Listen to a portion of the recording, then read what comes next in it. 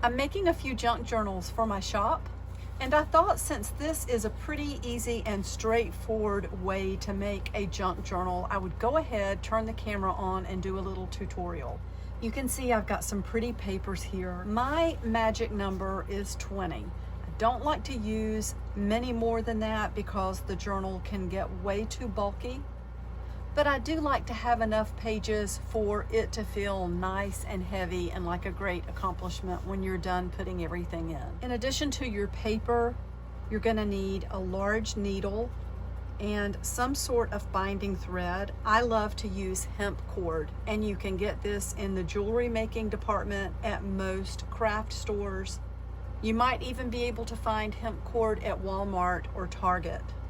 You also need an awl or something to punch through the pages once you have them folded and in the book. As far as the pages that I've picked out, I've got a mix of wallpaper, vintage music. There is a fun paper gift bag that we folded. There are 5 sheets of just white or off-white paper, 5 sheets of scrapbook paper, and a few book pages. Most of the paper measures 8.5 by 11. A couple of sheets are a tiny bit smaller, but I like to have pages that are at least close to 8.5 by 11.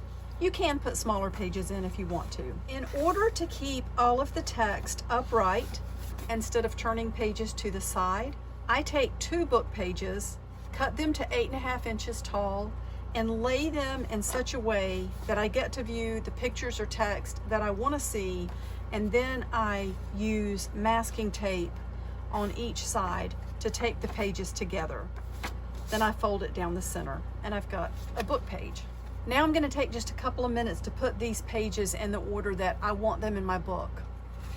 I also had a map page that I forgot about. I've got the pages in the order that I want them. I'm going to pull this up a little bit so that it's centered, and I've made sure that everything is right side up. One thing I will say, if all of the pages are cut to the same size, once you have everything tucked in together, you're going to end up with some of the center pages sticking out because they're being pushed out by this stack. You can go back to your paper trimmer, take the first 4 or 5 from in here, cut them down the tiniest bit, and it will make a huge difference. You can see I didn't take off much at all, but I think it is going to tame that a little bit. For the cover, I am going to use just a plain file folder. This is a nice heavy folder. I love this kind of paper. It's going to make a great cover, but you could use any kind of folder.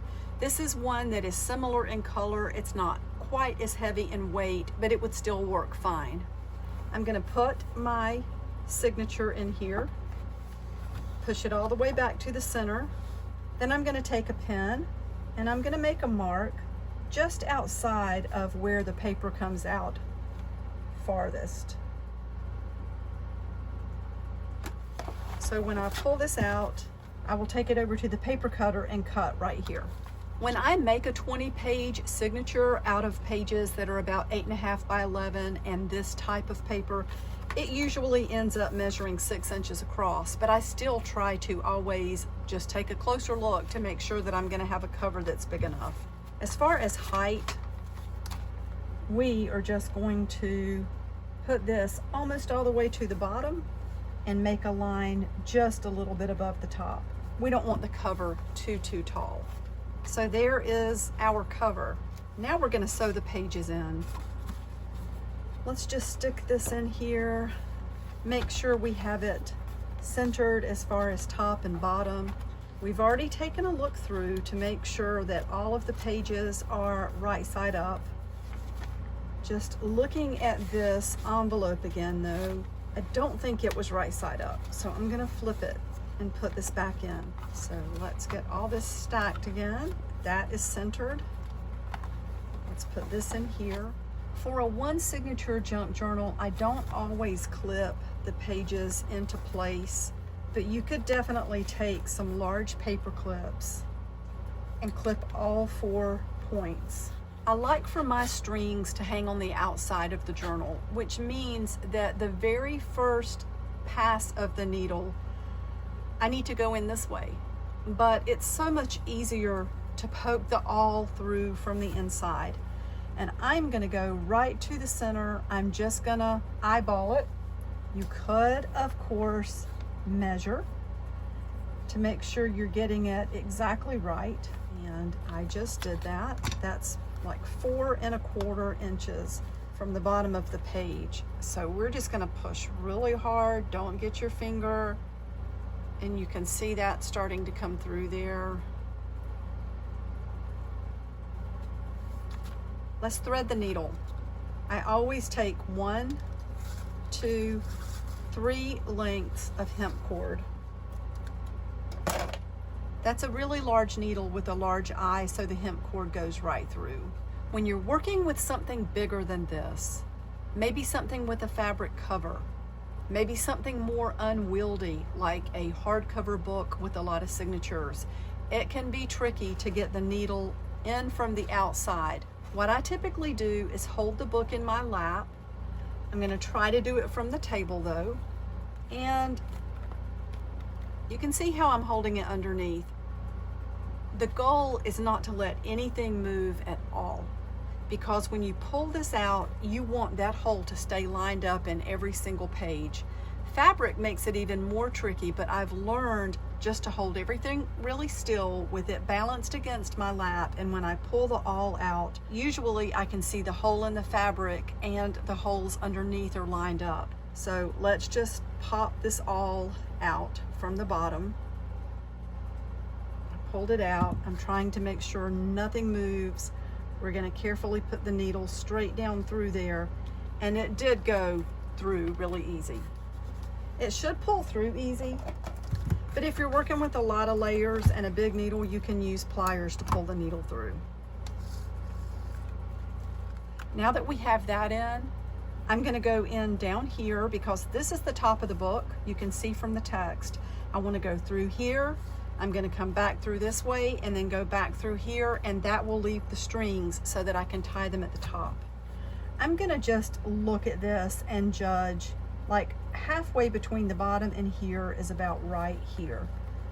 And one of the reasons I don't like clips on something like this is that as you open and fold the book, the pages they get stuck. Like once you spread them out and they're under the clips, they don't pull back to the center very easily.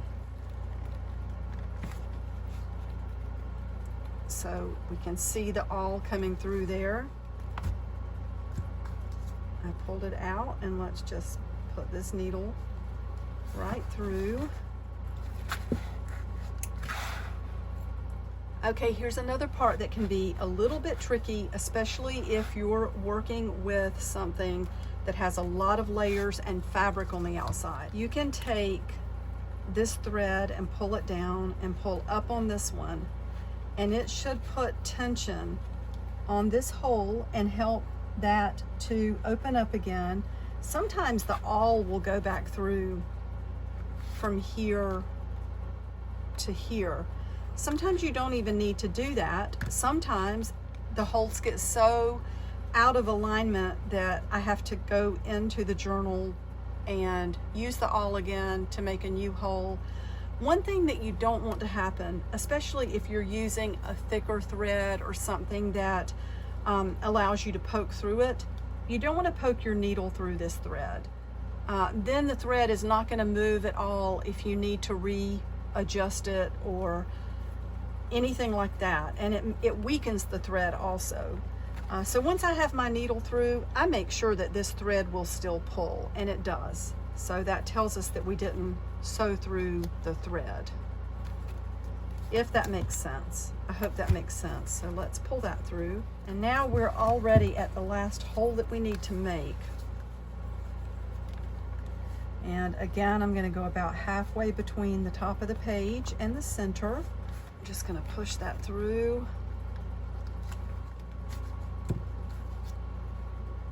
And put the needle through there. Pull it out on this side. I'm going to go ahead and take these paper clips off because I don't want them leaving marks on the page.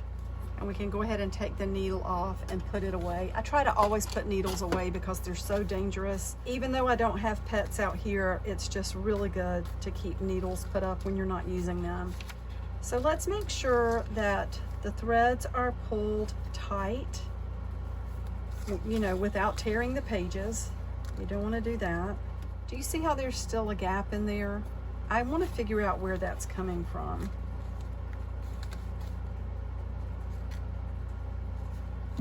So I've worked with the threads a little bit to get it as tight as I can. And again, if you sew through the thread at any point in the signature, this is when you're going to get to the point where that thread won't move for you.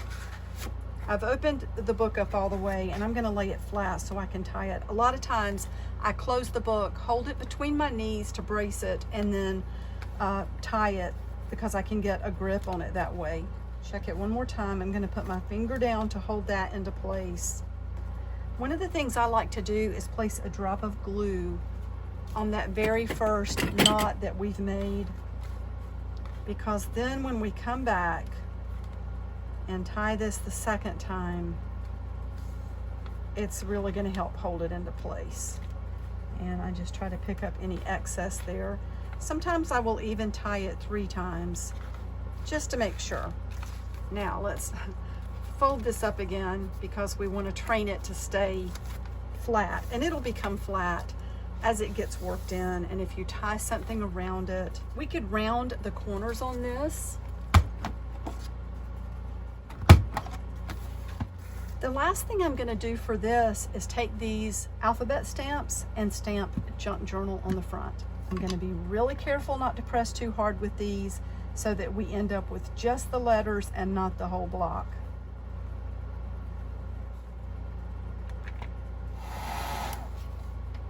I always put my birdsong stamp, so we're going to do that next. The strips that I had left after cutting this down, I never throw those out because they make beautiful paper tags, especially this heavier paper. I hope this little tutorial has helped you out. There will be listings for these junk journals in my shop. Each journal comes with a 50-piece set of random ephemera, paper. Just, you can see the types of things that are in here. Calendar pages, tags, vintage book pages, book plates, envelopes, scrapbook paper, images from books, all sorts of things, as you can see. So this would be a really fun project to journal every day, to art journal every day, to make collage. This would also be a great gift if you know somebody who wants to start junk journaling or keeping a journal. Thank you so much for watching. I will see you really soon. Bye for now.